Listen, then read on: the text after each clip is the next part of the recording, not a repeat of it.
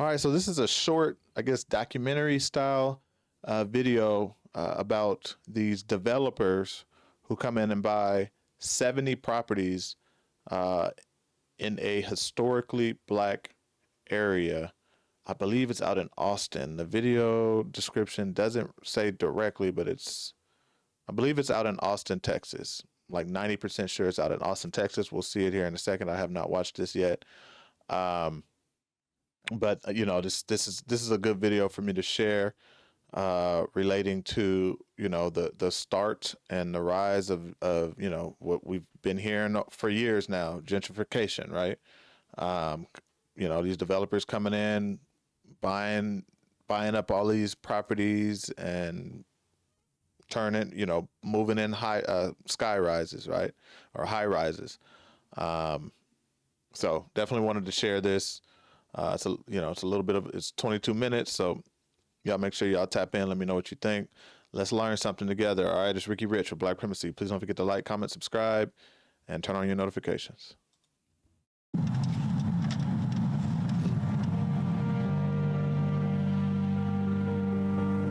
Dad used to shop there. You wanted a cab, all you had to do was walk right here. That was Miss Thomas's house. Looks like it's closed up, though. I was in the way. I wasn't going anywhere. We are in the way of people making money. There is a major issue that is before us, Eurasia Holding Company, which has the right to buy and sell property. There's history here. We've seen them do this again and again. There's an urgency. And then the bulldozers came. And a real preciousness to protect what remains. I'm glad they kept the structure of the building. To see that just dismantled by someone we had never seen before. I ask that you take action to protect what remains of East Austin. Yep, it's Austin.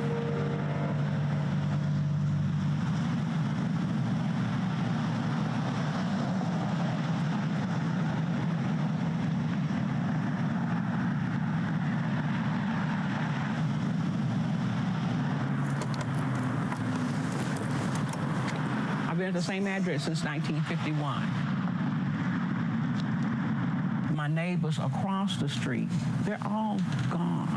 I can count on one hand the black people that are still living in my immediate neighborhood.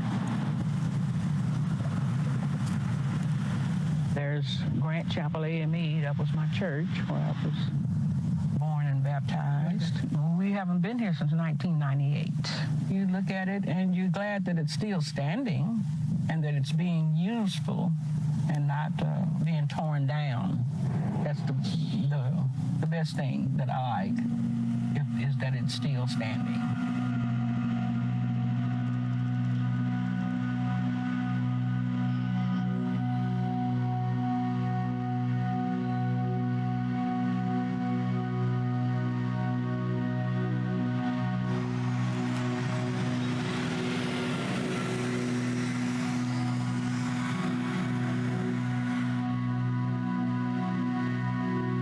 My mother was teaching in Luling, Texas, when this space became available.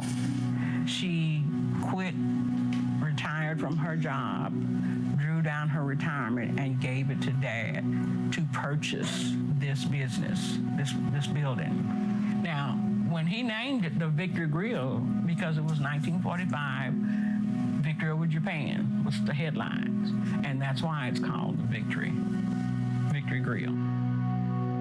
A lot of times it was nieces, nephews, cousins, uncles of the family who were waiting tables and working the bar and what have you. So it was truly family. It was a cornerstone. This was the place, the first thing to open, the last one to close at night. Daddy was real picky, or not picky, but he was careful that when they started the beer hours where you could sell beer until 2 o'clock in the morning, Daddy declined that. He stopped at 12 o'clock because he did not want to be responsible for anybody not going to work the next day.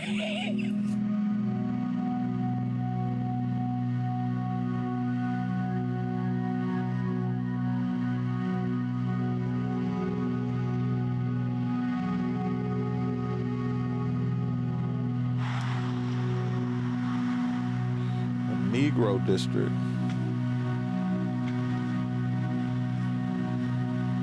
We could not go to the Paramount and the State theaters on Congress Avenue. We weren't allowed in there. That was not a problem. We had the Harlem Theater right there next to those places on 12th Street. We had grocery stores everywhere. We were not wanting for anything. We had everything that we needed. Everything. All along here, like where these food trucks are, there were businesses there. You know, little beer joints, restaurants. Across the street here, Shorty's Bar, that building is still standing. All the businesses are, you know, the buildings are still here. Everybody is gone. So that's a change when the people you were accustomed to seeing every day, you know, in the evenings or going into their businesses or whatever, and they're no longer there.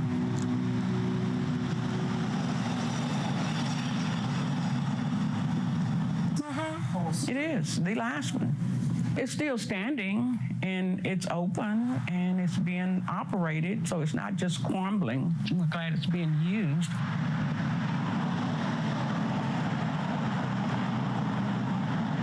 There are still a few Black churches in this area, but I venture to say not as many as there were.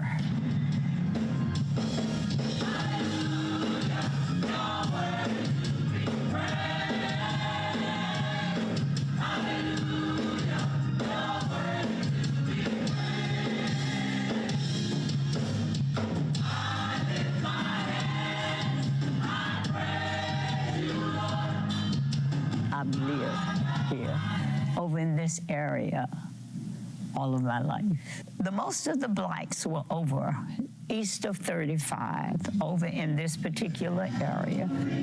Somebody in the day, you need to get a new step, a new walk, because God has already told you it's a new path. Are you here today? Everybody knew everybody. You knew everybody's child. If you were out of line, everybody could, you know, get on to you, you know. It was just a real loving community when I grew up. They're all gone. You can't help but notice it. All the Blacks are gone.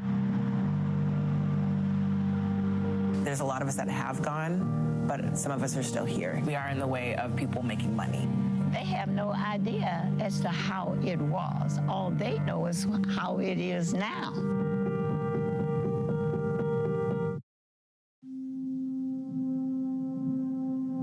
I was asked for about almost, I guess, 7 or 8 years.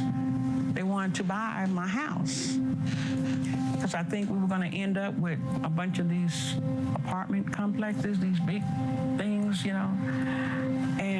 But I was in the way, and I wasn't going anywhere.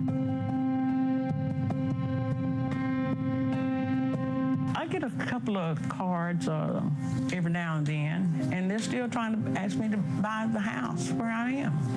I just toss them in a can. The other people who were raised up in this area, I don't know what happened to them. Language that developers use is always, we can make this better for you. If you've never had somebody hand you $240,000 cash, guaranteed new construction in Maine or Texas, and a Kia, they're gonna jump at it because it's opportunity. when a person is approached, like, we're offering you a lot of money for this, and it's a person in need, they're gonna take it without knowing how much their property could have been in the future. Because it's opportunity, seemingly, but not having advocacy in the community that takes that very real temptation and says, okay, you have option A, option B. And at the end of the day, I believe it's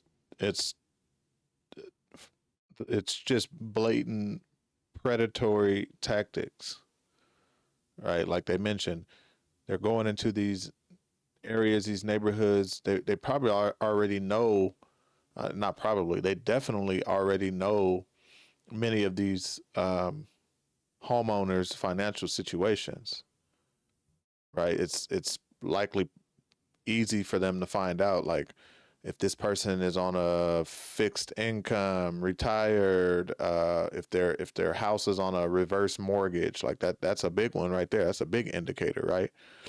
This person just signed up for a reverse mortgage 6 months ago, right? If you're on a reverse mortgage, and I come in and I offer you $300,000, right? It's just predatory. They wouldn't do that in certain neighborhoods because those folks in certain neighborhoods aren't motivated sellers. And so, like the lady said there towards right before I stopped it, there's other options that could potentially help these individuals that aren't likely being explored. So to me, it's just straight predatory.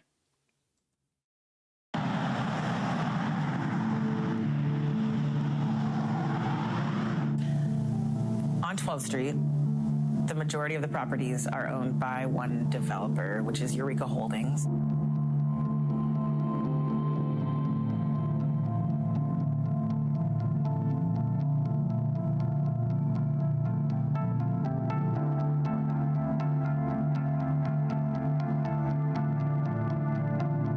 Eureka came in, they had a bunch of different kinds of LLCs.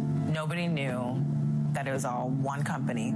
I think all of the mistakes that were made early on didn't give us the opportunity to work collaboratively with this organization. That's a scar that they're really gonna have to work hard to remove. 12th Street once was the heartbeat of the 6 square miles that constitute the African American Cultural Heritage District, and Eureka owns half of it. It just seemed to me like there should be some protection in place. It would seem appropriate to me that there would be some mechanism that triggered an alarm when a sensitive, vulnerable area was, having lots of sales. Any private property owner, prospector, could come in and buy what was for sale. And that's exactly what they did.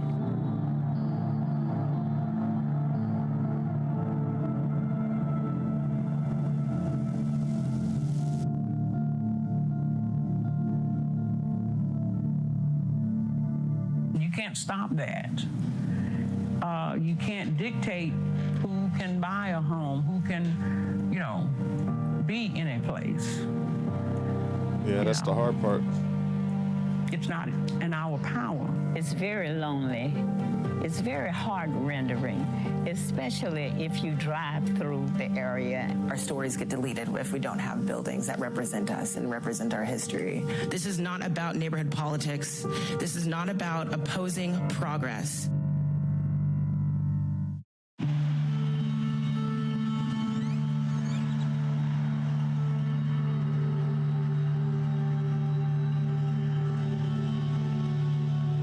We've been through a lot, a whole lot.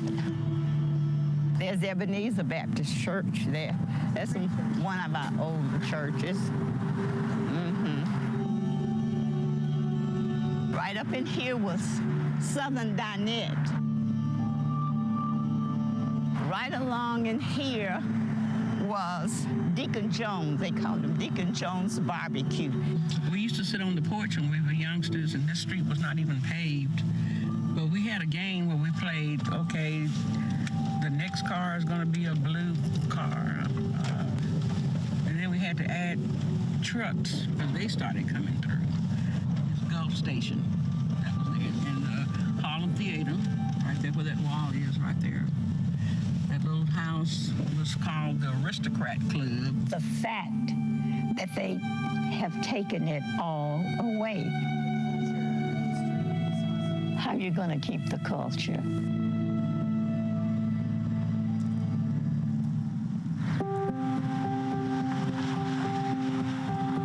I can only imagine to be a native East Austinite, native Black East Austinite, and seeing over decades every little vestige, containers of memories and stories and achievements being just picked off one by one.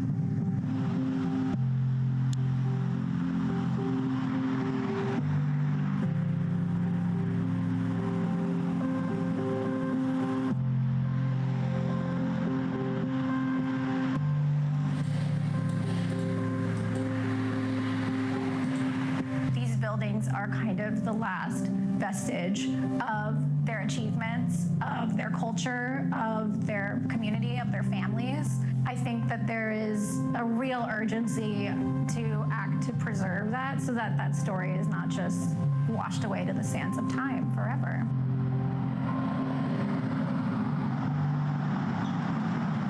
There was a demolition permit for 1500 East 12th Street. And knowing the history of 12th Street of Black Austin, we were like, this building cannot go away.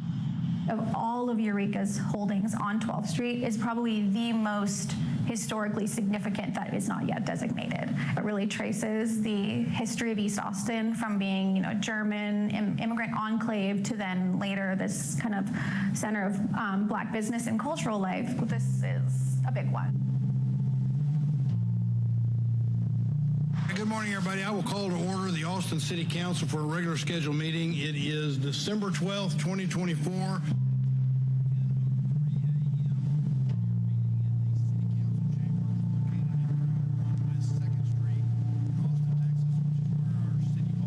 I'm representing the property owner of 1500 East 12th Street, who is strongly opposed to this being listed, being rezoned with a historic landmark designation. We don't believe it meets the high bar that your policy requires it to meet. We have two structural integrity reports that both say this property should be demolished. Eureka doesn't care about people. It doesn't care about East Austin. It only cares about profits. Eureka Holding Company, which has the right to buy and sell property. These buildings up here are important for certain reasons. You've got a barbershop with a certain characteristic and style of architecture. You've got this bottom right building, which looks like, wow, it could be any old house. No, that building was listed in the Green Book. There's history here. I think a lot of what we're facing today is the direct result of what has been mentioned already, benign neglect and disinvestment in a community, and folks who showed up too late.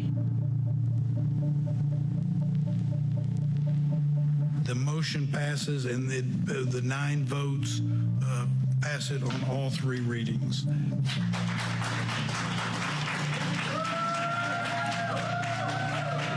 Thank you all.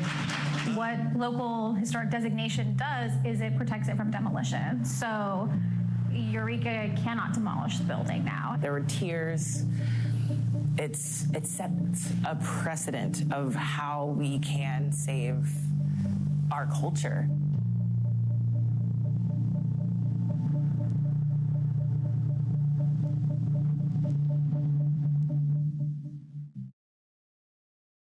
I and my neighbors agreed that designating that building historic wouldn't we wouldn't be able to extract the overall greatest good. We need a grocery, a community market.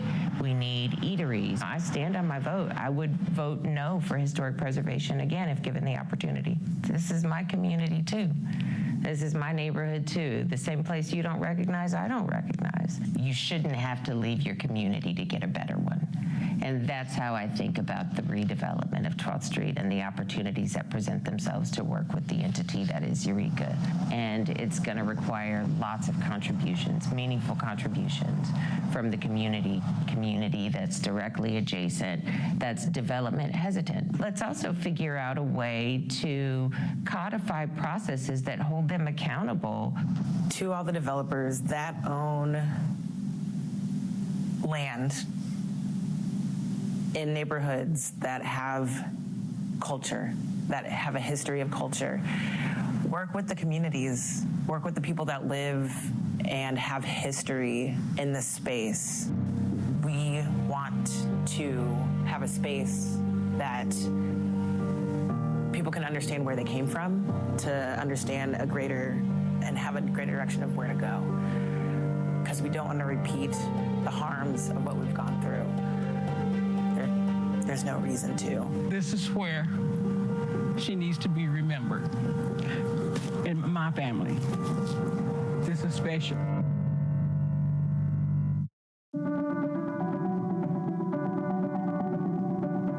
We still inhabit space.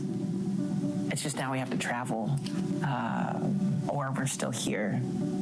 I'm not going anywhere. I live in East Austin. I'm not gonna move anywhere else as long as I can afford it. But yeah, I do miss the days of walking around 11th Street and actually seeing people that look like me. Yeah. They have taken it all away. So at this point, I could care less about what they do on 11th Street. I have no ties. The ties that I have on 11th Street have been broken. It's not a good feeling for me if you had a real feel for your community. I hate coming through here sometimes. I really do, because it's so heart-rending. Everything is gone. We don't have anything up here anymore. Anything.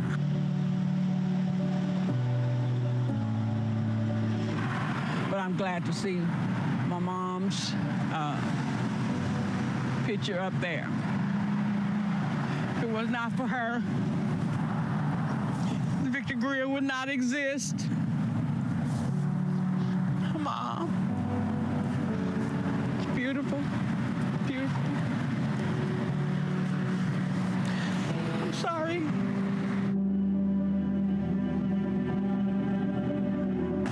Johnny Holmes, Basil Winifred Van Zant Holmes.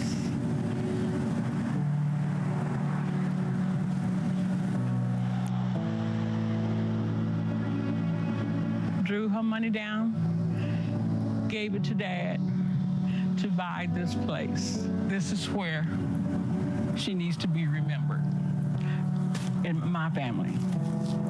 This is special.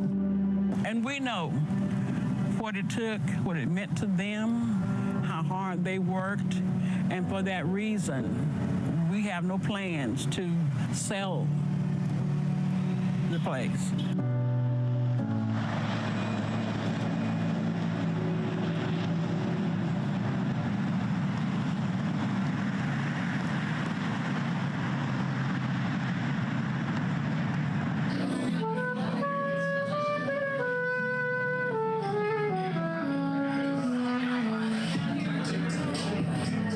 Be gone, and it will be up to our children. If they want to run it, that would be fine. But if they decide to sell it, it will be them.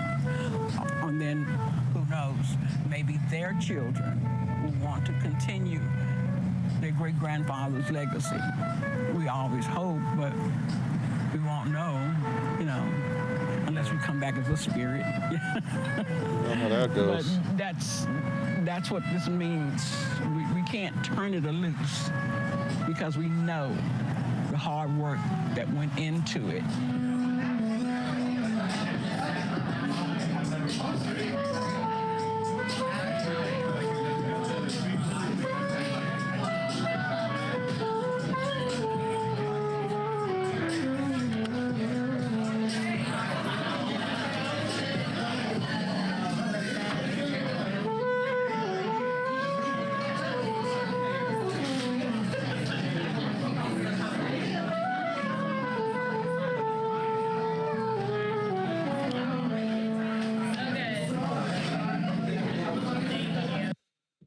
Yeah, that's a tough one for me. I would, I know, like even with what was the lady's name? Her name was like something Harris. Here it is. Her. Um,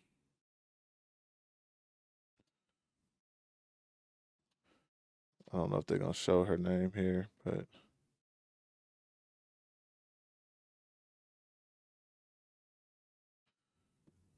yeah, they didn't show her name, but she explained, when she was in court with them, um, here she is, Natasha.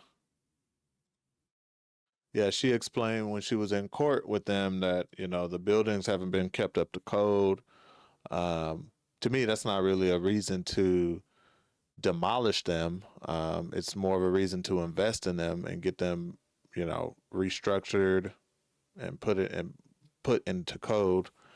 Um, uh, but I kind of get what she might. I get what she's saying to a sense. I hope she actually means it and she doesn't have any alternative motives. But the thing that she said that kind of stuck out to me was, um, you shouldn't have to leave your community to do better, right? You should, and basically what she's saying, which I see in a lot of the, you know black neighborhoods, especially here in LA, is, they're run down and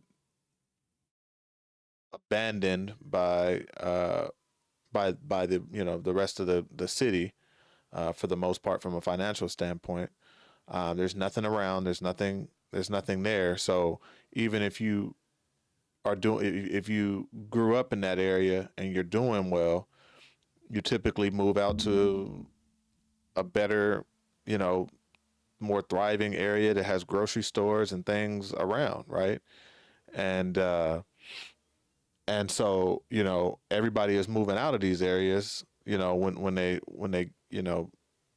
start doing better financially or economically, because there's nothing there. So it's better for it, in her opinion, which, like I said, I hear her, and I agree to that in some level. It's better to revitalize these areas. Uh, well, and they're talking about tearing them down and rebuild and building new stuff around, but it's better to improve these areas than it is to just let it continue to go down and lose value in a sense, or not grow in value as fast. The problem with that, in my opinion, is that it just opens up for gentrification, right? Because who's coming in to buy these or develop these areas and make them better? It's not black folks, right? Um so this one's tough. This one's actually tough. I went into this one really one side. This is why I like watching these videos and discussing them, because I really did go into this one sided, in terms of like, leave the neighborhood alone.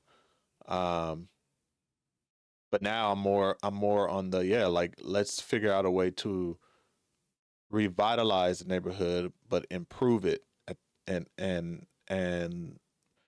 improve it and keep the black folks there, right? So it's just tough. I like, how do you do that is the question. Because if you make it all nice, then it gets expensive, right? And we typically, especially people who are already living in these areas, can't afford it, because if they could, the places would already been improved, right? Like, a lot of stuff isn't being upkept because there's there's no there's no money in the area. There's no financial incentive.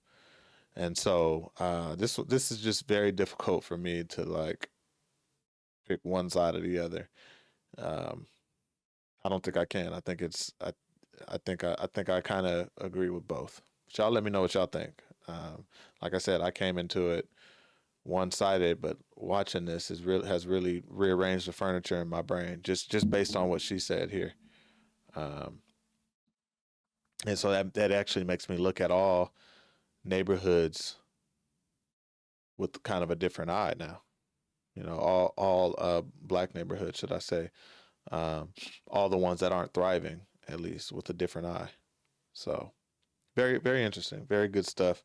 Hope y'all got something out of this. I definitely did. Obviously, my brain is still kind of spinning around here, so I'm gonna let y'all go. But yeah, y'all let me know what y'all think. All right, definitely a good topic here. All right, y'all let me know what y'all think. Ricky Rich with Black Primacy. Please don't forget to like, comment, subscribe, and turn on your notifications.